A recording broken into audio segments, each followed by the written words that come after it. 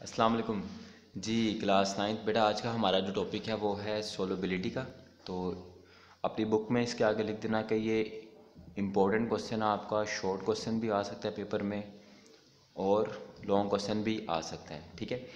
तो नंबर 1 तो आपको सबसे पहले इसकी डेफिनेशन पता होनी चाहिए कि डेफिनेशन है क्या, कि number of grams of solute dissolve in 100 grams of solution. यहाँ पे आप लोग थोड़ी सी मिस्टेक है, इसको सोलवेंट कर लो, ठीक है। कि आपके पास सोल्यूट के जो अमाउंट है वो ग्राम्स में होनी चाहिए, कि आप कितना सोल्यूट सॉल्वेंट में डिजोल्व करोगे कि आपका एक सैचुरेटेड सोल्यूशन बन जाए एट द गिवन टेम्परेचर। वो टेम्परेचर कुछ भी हो सकता है। फॉर एग्जांपल आपको गिवन टेम्परेचर दिया हुआ है 30 डिग्री सेल्सियस, गिवन टेम्परेचर दिया हुआ है 25 डिग्री सेल्सियस, गिवन टेम्परेचर दिया हुआ है 40 डिग्री सेल्सियस। आपने ये देखना है कि उस गिवन टेम्परेचर पे आपने अपने सॉल्वेंट में कितना सोल्यूट ऐड करना है कि उससे जो आपका सोल्यूशन बने वो क्या हो, वो आपका एक सैचुरेटेड सोल्यूशन हो, ठीक है। तो इस चीज़ को हम कहते हैं सोलेबिलिटी। और सिंपल वर्ड्स में आप सोलेबिलिटी को इस तरह से ले लेते हो कि किसी एक चीज़ का, यानी कि किसी सॉल्वेंट का अपने अंदर किसी सोल्यूट को डिजोल्व करना। तो number of grams of solute के, सोल्यूट की ग्राम्स में वो अमाउंट जिसको आप सॉल्वेंट के 100 ग्राम में डिजोल्व करते हो ताकि आपका सैचुरेटेड सोल्यूशन बन जाए गिवन टेम्परेचर पे। वो टेम्परेचर कुछ भी हो सकता है जो आपको गिवन है। उसके बाद जो आपकी सोलेबिलिटी है, इसके कुछ फैक्टर्स होते हैं जिन पे ये डिपेंड करती है। नंबर 1 आपका आता है सोल्यूट सोल्यूट इंटरेक्शन, के सोल्यूट के पार्टिकल्स में या सोल्यूट के एटम्स की आपस में फोर्स ऑफ अट्रैक्शन क्या है। नंबर है सोल्यूट सॉल्वेंट इंटरेक्शन, के सोल्यूट और सॉल्वेंट के पार्टिकल्स की इंटरेक्शन क्या है। और नंबर 3 चीज़ जो आपकी आती है वो आती है कि नेचर क्या है आपके सोल्यूट और सॉल्वेंट की। सोल्यूट सोल्यूट इंटरेक्शन क्या है कि देखो कि फ़र्ज़ करो, मैं आपको सिंपल सी एग्जांपल इस तरह समझाता हूँ कि किसी की शादी हो रही है, उसका रिश्ता देखने गए हैं। अब वो जो लड़के वाले या लड़की वाले हैं, वो लड़की की अपनी फैमिली से इंटरेक्शन इतनी स्ट्रॉन्ग है, इतनी स्ट्रॉन्ग है कि वो कहते हैं कि मैंने तो लड़के वालों की तरफ जाना ही नहीं है, मैंने तो शादी करनी नहीं है। तो क्या होगा कि वो लड़की जो है वो अपनी फैमिली को छोड़ के जाएगी नहीं, तो उसकी शादी हो ही नहीं सकती, वो जा ही नहीं सकती।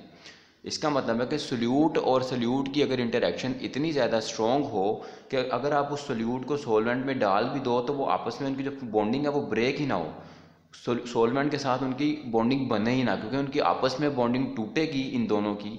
लाइक अगर मैं NaCl को पानी में डालता हूँ तो अगर Na और Cl की जो आपस में एक बॉन्डिंग है, अगर वो टूटेगी नहीं तो Na पॉजिटिव और Cl नेगेटिव बनेगा ही नहीं और NaCl पानी में डिजोल्व होगा ही नहीं। तो सबसे मेन चीज़ ये आती है नंबर 1 पे सोल्यूट और सोल्यूट की आपस में जो इंटरेक्शन है उनके पार्टिकल्स के दरमियान या एटम्स के दरमियान या आयंस के दरमियान वो इतनी हो कि सॉल्वेंट में वो अपने आप को तोड़ के डिजोल्व कर पाएँ।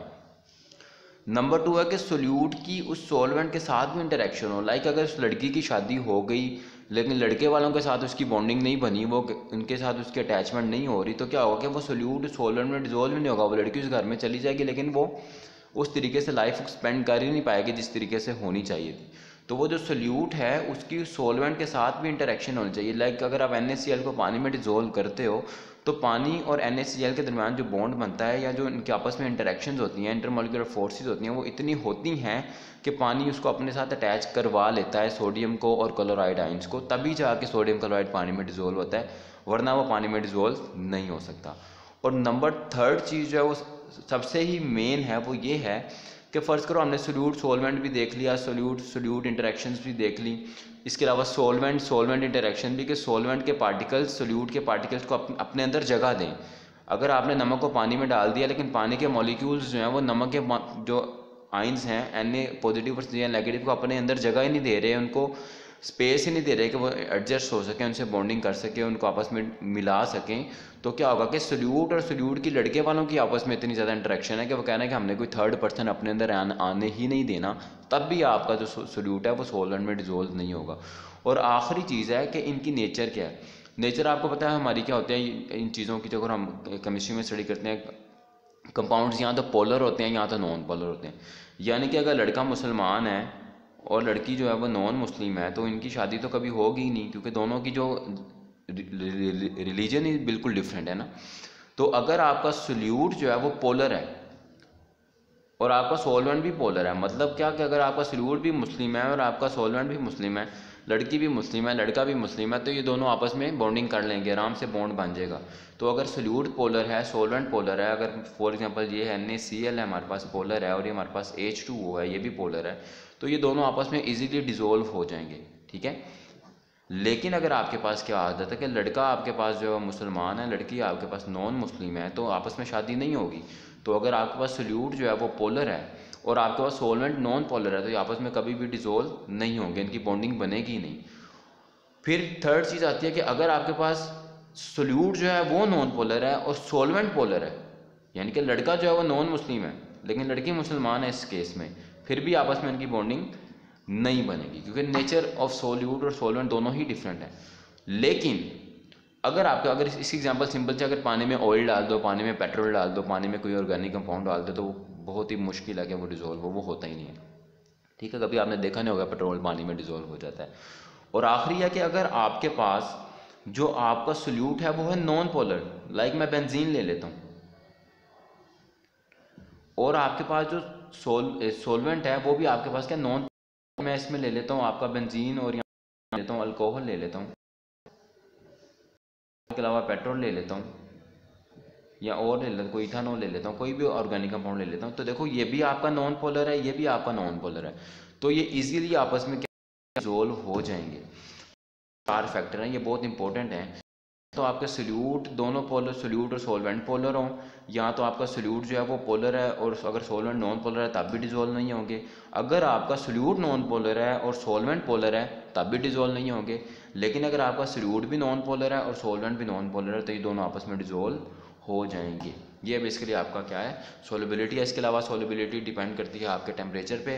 कुछ ऐसे आपके पास सोल्यूट्स होते हैं जिनकी सोलबिलिटी है वो टेम्परेचर बढ़ाने से बढ़ जाती है, कुछ की सोलबिलिटी टेम्परेचर बढ़ाने से कम हो जाती है, और कुछ ऐसे हैं कि जिनकी सोलबिलिटी चाहे टेम्परेचर आप बढ़ा लो चाहे टेम्परेचर आप कम कर लो, उनकी सोलबिलिटी पे कोई फ़र्क नहीं पड़ा होता।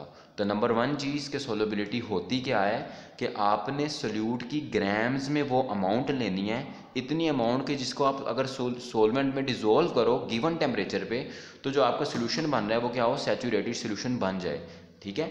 नंबर 1 डेफिनेशन, आपने इसको एज अ लॉन्ग क्वेश्चन भी तैयार रखना है, इसको एज अ शॉर्ट क्वेश्चन भी तैयार रखना है। फिर नंबर 2 फैक्टर्स क्या है कि सोल्यूट और सोल्यूट की इंटरेक्शन के सोल्यूट के पार्टिकल्स आपस में टूटते हैं कि नहीं। अगर सोल्यूट के पार्टिकल्स ही आपस में टूट ही नहीं रहे, चीनी पानी में डाल रहे हो, चीनी फॉर एग्जांपल, एक्चुअली रियल में हर चीज़ नहीं हो रही होती, कि चीनी के पार्टिकल्स आपस में सेपरेट हो ही नहीं रहे, तो वो कैसे वहाँ पे पानी के अंदर, ठीक है। या नमक को डाल रहे हो तो अगर नमक के पार्टिकल्स ही सेपरेट नहीं होंगे तो नमक पानी में कैसे डिजोल्व होगा।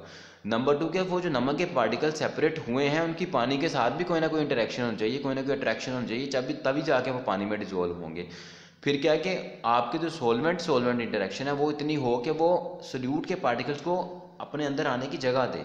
मतलब आपकी क्लास में कोई नया स्टूडेंट आया है और आप लोग कह रहे हो कि जी खुश आमदीद, आओ हमारी क्लास में, हम तुम्हें वेलकम करते हैं, तुम लोगों के साथ कोई बॉन्डिंग बन रही है। अगर आप लोग कहोगे कि भाई हमने कोई नया बंदा क्लास में आने नहीं देना, तो वो बेचारा कैसे लाइफ अपना टाइम स्पेंड करेगा आपकी क्लास में। और नंबर 3 जो है वो ये है कि आपके सोलवेंट और सोल्यूट की नेचर क्या है। अगर आपका सोलवेंट जो है वो भी पोलर है और आपका सोल्यूट भी पोलर है तो डिजोल्व हो जाएंगे। इसे कहते हैं लाइक डिजोल्व लाइक, ठीक है, ये आपको पता होगा, लाइक डिजोल्व लाइक, ठीक है, कि सेम नेचर के जो आपके पास सब्सटेंस हैं वो एक दूसरे को अपने अंदर डिजोल्व करते हैं, सेम टाइप के जो कंपाउंड हैं वो डिजोल्व करते हैं। डिफरेंट नेचर वाले अपने एक दूसरे को डिजोल्व नहीं करते। पोलर कभी भी नॉन पोलर को डिजोल्व नहीं करेगा और नॉन पोलर जो है वो पोलर को कभी भी डिजोल्व नहीं करेगा, ठीक है बेटा। उसके बाद जो हमारा नेक्स्ट लेक्चर है वो कुछ पानी की यूनिक प्रॉपर्टीज़ हैं कि पानी को हम यूनिवर्सल सोलवेंट कहते हैं। अब अगर हम उसको यूनिवर्सल सोलवेंट कहते हैं तो किसी खास वजह से कहते हैं कि पानी तकरीबन हर कंपाउंड की कोई ना कोई स्मॉल क्वांटिटी को अपने अंदर डिजोल्व कर लेता है। वो क्यों कर लेता है, क्योंकि पानी में एक तो हाइड्रोजन बॉन्डिंग आ जाती है, दूसरा पानी की जो पोलर नेचर है, ठीक है। तो नेक्स्ट टाइम इंशाल्लाह नेक्स्ट लेक्चर में हम दोनों को स्टडी करेंगे। फिलहाल सोलबिलिटी में अगर आपका कोई क्वेश्चन है इसको अपनी बुक में देखना, चैप्टर नंबर 6 है, इसको एक बार रीड करना। कोई क्वेश्चन कोई प्रॉब्लम हो तो फिर इंशाल्लाह हम देखेंगे उसको। तब तक के लिए जो अपना ख्याल रखें, अल्लाह हाफिज़।